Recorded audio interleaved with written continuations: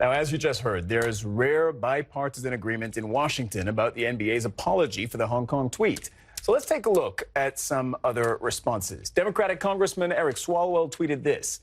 Listen, he says, or he writes, some things are more important than money, like doing the right thing. Darren Morey tweeted about human rights and supporting Hong Kong protests. How ironic that you're siding with communism to advance your greed. And Republican Senator Marco Rubio said the following: NBA players have no problem speaking out on politics and social issues in America, but they apologize to China for a pro-democracy tweet from an NBA team executive. Hypocrites. Indiana Republican Jim Banks also tweeted about the apology, saying the NBA has no backbone, apparently. We're going to talk to Congressman Banks about that now. He's in our Washington bureau. Congressman, what should the NBA have done? Well, I'm from the state of Indiana. In Indiana, we love basketball. We love our Indiana Pacers. But Hoosiers see through the hypocrisy and absurdity of the NBA's actions over the last 24 hours. I mean, take a few examples to note. When the NBA boycotted North Carolina for their bathroom policy, that was okay. But it appears that now, today, the NBA is also okay with China putting Muslims in internment camps. When NBA players wore T-shirts protesting police brutality, that was okay, but it also seems to be okay for the NBA as Chinese police officers are shooting rubber bullets, and in one case, a real bullet in the chest of a protester in Hong Kong. And then now, with the general manager of the Houston Rockets posting a meme supporting freedom in Hong Kong, the NBA put a gag order on that general manager and seems to be okay with China protesting the freedom of speech and human rights for the Chinese. So this isn't good enough for the NBA. You could argue the team owner put the gag order on the general manager. The team owner of the Houston Rockets distanced himself from the general manager immediately. It's pretty clear that the NBA and Commissioner Adam Silver put pressure on the Houston Rockets to backtrack on the general manager's meme. It was a very simple meme celebrating freedom of speech and supporting the rights of the protesters in Hong Kong. This isn't good enough from the NBA, and frankly, Americans many of us who are fans of the NBA are ashamed of the NBA's reaction in this particular case.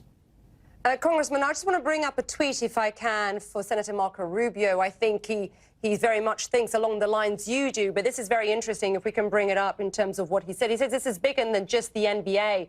It's about China's growing ability to restrict freedom of expression here in the U.S.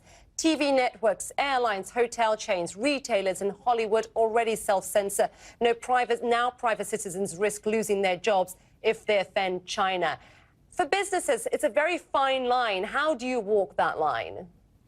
Well, what's becoming increasingly clear to so many of us, especially on Capitol Hill, is that China is not a friend of the United States. They are very much an adversary. And when we see actions like the pressure that the Chinese and the Chinese Communist Party have put on an American National Basketball Association franchise like the Houston Rockets, that shows you how deep this conflict goes, both militarily, economically.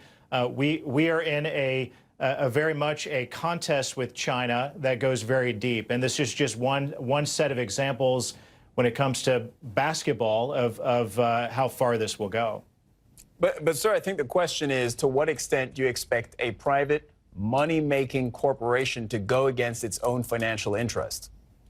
Well, you've just underlined the point. For the NBA, this appears to be just about money. But for the United States, they're a business. We can't. They are a business. But the actions of China in attacking the American economy, the American workers, as well as what they've done to steal American military secrets through their espionage in America, it's time that we stand up to that. And I'm proud that President Trump is the first president in my lifetime to get tough on China on so many levels. So this is a sad... Do you feel that President Trump has been very tough on China as regards Hong Kong, sir? Because it is the State Department's job to speak out on protests in Hong Kong rather than be the NBA's. Do you feel that President Trump's State Department has been as tough as it needs to be in your view, since you think the NBA should not have apologized to China?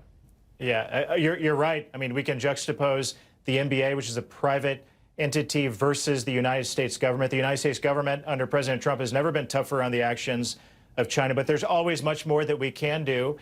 In this case, public pressure against the NBA for their incredibly absurd reaction to this situation with the Houston Rockets is one thing that many of us will continue to put pressure on and continue to shine a light on. But in the case of America's posture towards China, there's so much more that we can do as well. Congressman Jim Banks, thank you, sir. Appreciate taking time Great to have you on the us. show. Come back Great to be anytime, with you. sir.